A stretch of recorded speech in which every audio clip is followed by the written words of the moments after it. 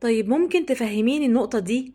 لو كان في توحيد وأنبياء ساعتها ليه كانوا بيحنطوا الميت؟ نقول السؤال بطريقة تانية عشان يوصل للمعنى أكتر. هل التحنيط ليه علاقة بحفظ الجثث أو الجثامين بتاعة المصريين القدماء لآلاف السنين؟ ولا الموضوع وراه سر أكبر؟ يعني هل حفظ الجثث بشكلها بهيئتها بشعرها بالشكل اللي هي عليه لحد دلوقتي على مدار آلاف السنين له علاقة أصلا بالتحنيط؟ طب هل التحنيط أصلا سر؟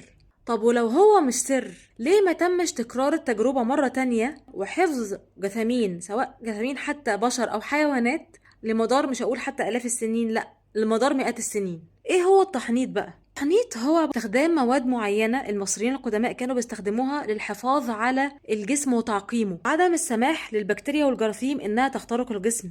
فكانوا بيبدأوه بغسل الجسم زي الغسل بتاعنا بالظبط كده اللي بيحصل دلوقتي، وبعد كده بينزعوا المخ عن طريق فتحة في أعلى الأنف، وبينزعوا الأحشاء من الجانب الأيسر من البطن عن طريق فتحة جانبية لاستخراج الرئتين والمعدة والكبد والكليتين. وأحيانا كانوا بيستخرجوا القلب عشان يحاسب على أعماله، وكانوا بيحطوا مكانه الجعران، وفي بعض الأحيان ما كانوش بينزعوا الأحشاء.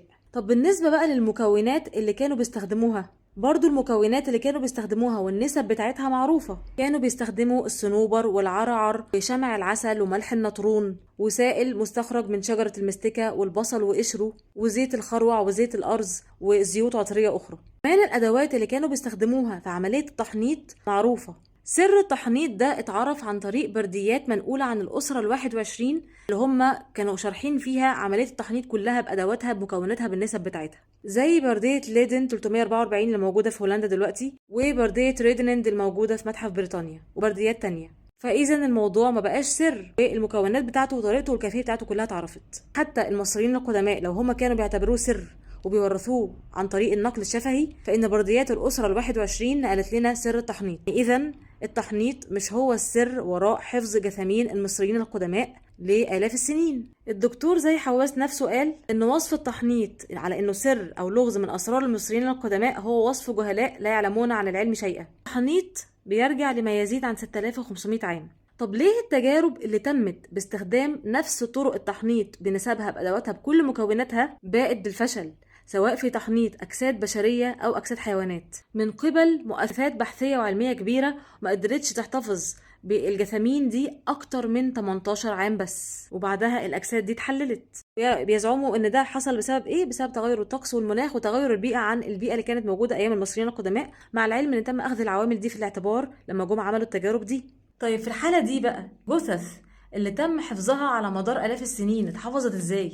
يبقى إذا الموضوع ملوش علاقة بالتحنيط، الموضوع أكبر من كده، وإن التحنيط ما هو إلا عملية تغسيل وتكفين للجسد ملهاش علاقة بحفظ الجسد لآلاف السنين، وده لإيمان المصريين القدماء بالبعث، وإن دي كانت شريعتهم في التكفين وفي الدفن. ربنا سبحانه وتعالى بيقول لكل جعلنا منكم شرعة ومنهاجا، فدي كانت شريعتهم في التكفين وفي الدفن. لكن الجثامين المحفوظة دي على مدار آلاف السنين دي محفوظة بحفظ من ربنا سبحانه وتعالى، بحفظ إلهي لأشخاص كانوا في مرتبة معينة أو منزلة معينة عند ربنا سبحانه وتعالى، زي أنبياء أو رسل أو صالحين، سواء كانوا رجالا أم نساء. وفي حديث صحيح عن الرسول صلى الله عليه وسلم بيقول إن الله عز وجل حرم على الأرض أجساد الأنبياء، يعني الأرض ما تاكلش جسمهم. وفي حديث آخر وإن الأرض لا تأكل أجساد الأنبياء وكل ابن آدم يأكله التراب إلا عشب الذنب. عشب الذنب ده اللي هو رأس العصاص، يعني ربنا سبحانه وتعالى توعد بحفظ أجساد الأنبياء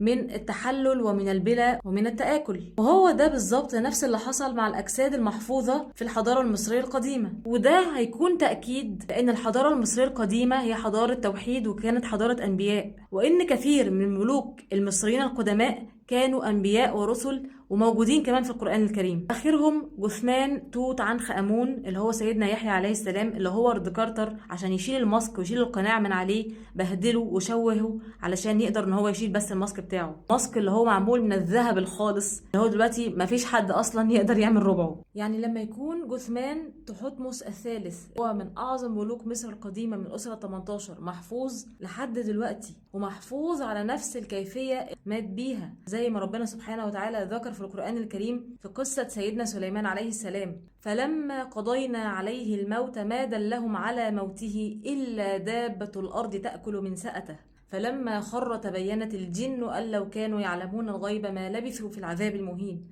حفظ جثمان تحتمس الثالث أو سيدنا سليمان عليه السلام بنفس الكيفية كده ده معجزة إلهية، ده حفظ من ربنا سبحانه وتعالى. وهكلمكم إن شاء الله عن مملكة داوود وسليمان عليهما السلام ووجودها وإثبات وجودها في الحضارة المصرية القديمة.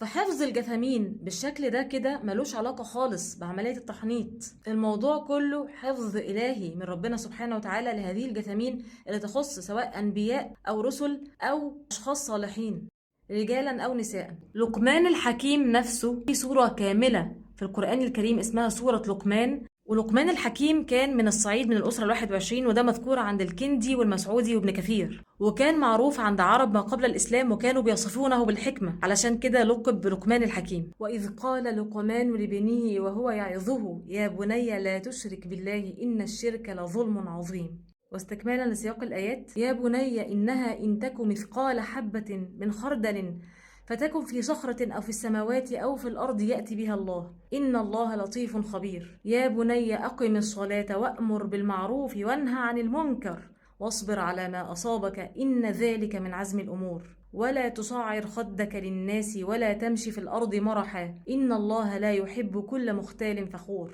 واقصد في مشيك واغضض من صوتك إن أنكر الأصوات لصوت الحمير. ده أكبر دليل على أن الحضارة المصرية القديمة كانت حضارة توحيد. واحد زي ده هيكون مؤمن وموحد بالله إزاي في حضارة شرك وحضارة وثنية؟ كفى افتراء على الحضارة المصرية القديمة أنها يتم الادعاء عليها بأنها حضارة فراعنة أو حضارة وثنية أو شرك أو تعدد آلهة أو حضارة زواج محارم زي ما بيتم الادعاء التخاريف اللي بتتقال دي. ما كانش عندهم حاجة اسمها زواج محارم، ما كانش عندهم تعدد آلهة ولا 2800 إله ولا الكلام الفاضي ده. كلمة نتر اللي زيف ترجمتها شامبليون المزيف وخلاها إله في حين معناها المنتسب إلى العرش.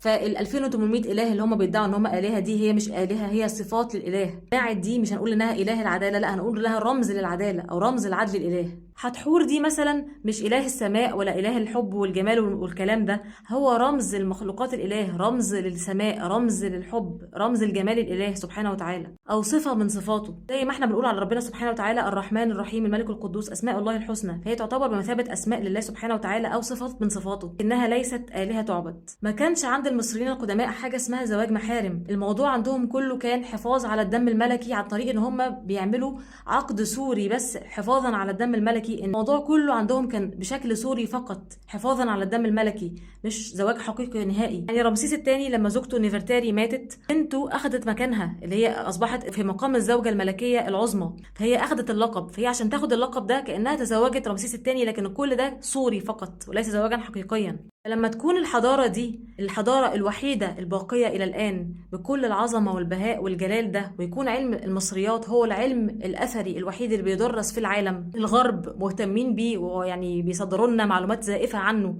في أفلامهم وفي وثائقهم. احنا عارفين كويس جدا إن تاريخنا اتزيف واتحرف وتم دس الأكاذيب لفصلنا عن تاريخنا. آن الأوان دلوقتي إن احنا نعرف حقيقة تاريخنا وإن احنا نرجع لأصلنا الحقيقي، إن حضارتنا دي هي حضارة التوحيد والأنبياء. ربنا سبحانه وتعالى مش هيبقي على حضارة ظالمة أو حضارة كافرة. أكبر دليل على إن الحضارة دي كانت حضارة توحيد وإنها كانت بتعمل وفقا لمنهج ربنا سبحانه وتعالى هو بقائها إلى الآن، لأن فرعون ربنا سبحانه وتعالى دمر آثاره. ربنا سبحانه وتعالى مش هيبقي على آثار حضارة كافرة. ربنا قال ودمرنا ما كان يصنع فرعون وقومه وما كانوا يعرشون. ربنا سبحانه وتعالى وتتبعوا كده القرآن الكريم، مفيش حضارة كانت حضارة كفر أو حضارة صيان لربنا سبحانه وتعالى إلا وتم تدميرها.